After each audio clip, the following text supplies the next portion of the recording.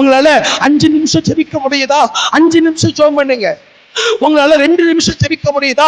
2 நிமிஷம் ஜெபம் பண்ணுங்க. உங்களால 10 நிமிஷம் ஜெபிக்க முடியுதா? 10 நிமிஷம் ஜெபம் பண்ணுங்க. உங்களால 3 மணி நேரம் ஜெபிக்க முடியுதா? 3 மணி நேரம் ஜெபம் பண்ணுங்க. நீங்க 5 நிமிஷம் ஜெபம் பண்ணா கர்த்தர் ஜெபத்தை கேட்க மாட்டாருன்னு இல்ல. ஆண்டவர் அந்த அற்பமான 5 நிமிஷம் உங்களுக்கு ஆனா கர்த்தர் அது அற்புதமாய் மாற்ற ஆயத்தமா இருக்கிறார். உன்னால ஒரு வசனத்தை தான் வாசிக்க முடியுமா? அந்த ஒரு வசனத்தை வாசிச்சிரு. இல்ல 10 வசனத்தை வாசிக்க முடியுமா? 10 வசனத்தை வாசிச்சிருங்க. எதையும் அற்பமாக எண்ணாதீங்க. இன்னைக்கு நிறைய கிறிஸ்தவர்கள் ஜெபிக்க முடியாம போக காரணம் என்ன தெரியுமா? என்னால 1 மணி நேரம் ஜெபிக்க முடியல, என்னால 2 மணி நேரம் ஜெபிக்க முடியல, என்னால 3 மணி நேரம் ஜெபிக்க முடியல, என்னால 4 மணி நேரம் ஜெபிக்க முடியலன்னு சொல்லிதான் ஜெபத்தை நம்ம ஸ்கிப் பண்ணிக்கிட்டு இருக்கிறோம். ஆண்டவர் சொல்லுகிறார், உன்னால 10 நிமிஷம் ஜெபிக்க முடிஞ்சா 10 நிமிஷம் நீ ஜெபம் பண்ணு. மனுஷன் அங்கீகரிக்க மாட்டான், நான் அங்கீகரிப்பேன். உன்னால 20 நிமிஷம் ஜெபிக்க முடியுமா? 20 நிமிஷம் ஜெபம் பண்ணு.